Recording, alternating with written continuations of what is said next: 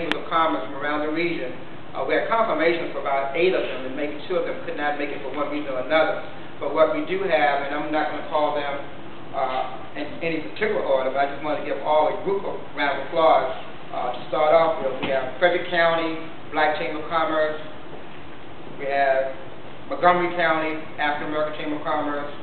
We have the Baltimore City Chamber of Commerce, my mentor, Mr. Orange.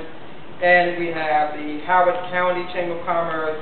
And our last speaker will be, because of her status as a statewide chamber, the Maryland Chamber of Commerce. Let's give all a round of applause for being here.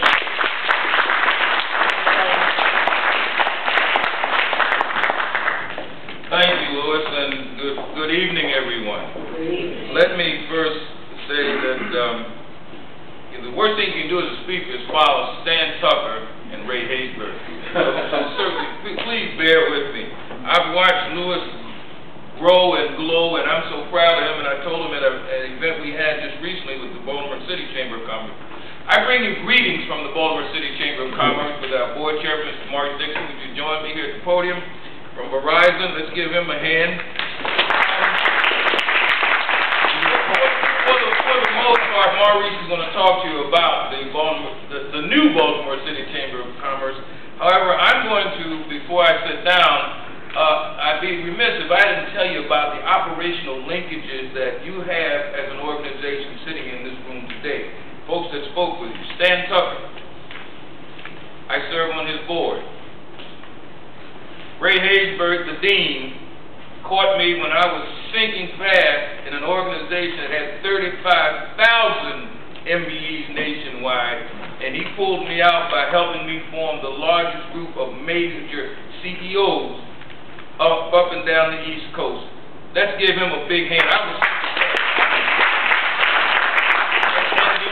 because of that help, I became executive director of a national organization and loved it until when I took over that job, I was 6'6", 250. And I had an afro then too.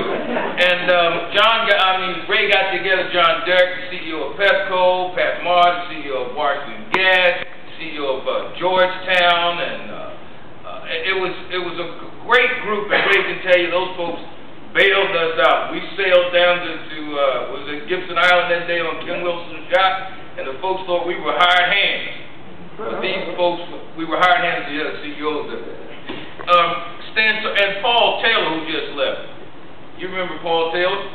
Paul serves on my board. So there are operational linkages here that can have to be a safety net for you as MBEs. Wanda with the Edge organization. Also, we got the Dean, Walter Dean, back there in the back, former legislature there. So you have a safety net here of wealth of folks that can help you. Just call on us. And last but not least, you mentioned Helen Holton. She's my goddaughter. So there are operational linkages here. Don't ever forget that. I'm going to stop now because my negotiations teacher, Chris Matthews from Hardball, he taught me negotiations at the University of Virginia, said, when you give your presentation, the next one who talks loses.